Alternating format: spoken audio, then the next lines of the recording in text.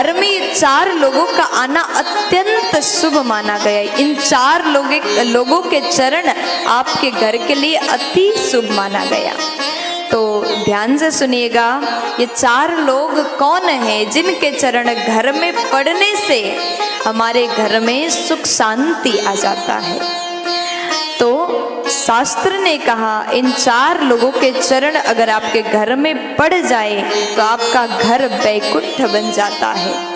सर्वप्रथम जामाता यानी दामाद, जमाई जो भी आपके भाषा में बोलते हो वही आप मान लीजिए, सोच लीजिए, ठीक है, क्योंकि यहाँ पर मुझे बहुत से जगह से लोग सुन रहे हैं, बहुत से देश से लोग सुन रहे हैं। दामाद के चरण, ज्वाई के चरण, सबके भाषा में बोलूं, मुझे बहुत 2-4 भाषा में तो पता है लेकिन बहुत सारे भाषा में नहीं पता, ठीक है। तो जामाता संस्कृत में बोलते हैं।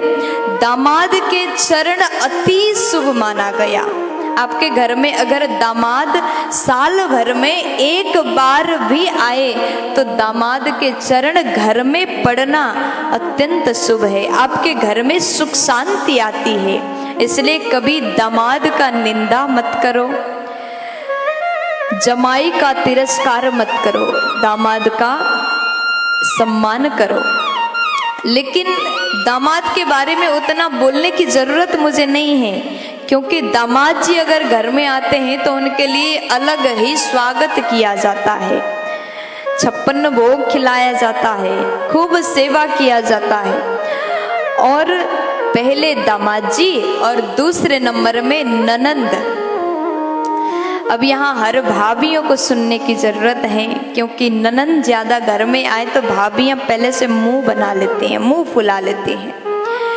ननंद अगर घर में आए तो वो चरण, ननंद के चरण भी अति शुभ माना गया।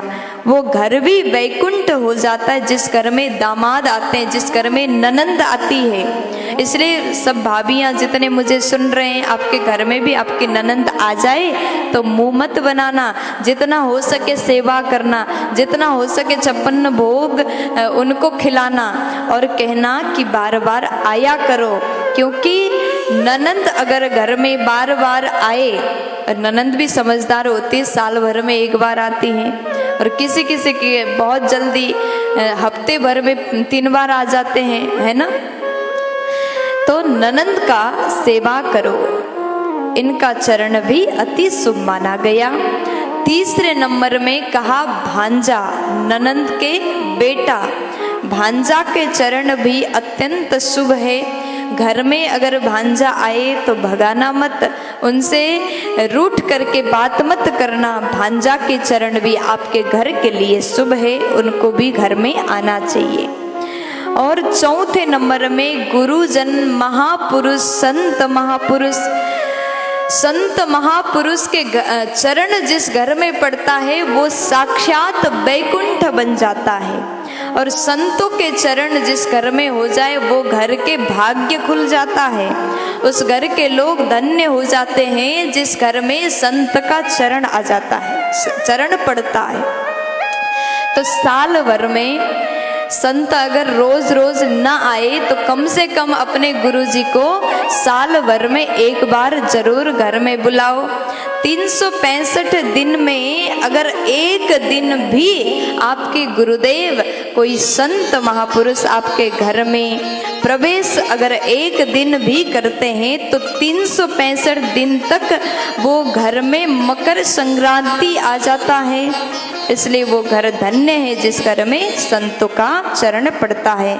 ऐसा वर्णन मैं अपने मन से नहीं, ब्रह्म पुराण में किया गया है। तो आप सभी को ये बात का ध्यान देना चाहिए। दामाद, ननंद, भांजा और गुरुजन, ये 4 लोगों के चरण हमेशा पूजनीय है। ऐसा चरण आपके घर में पड़े तो घर वैकुंठ बनता है, उस घर में सुख शांति की कमी नहीं होगी। प्यार से बोल दीजिए ना राधे।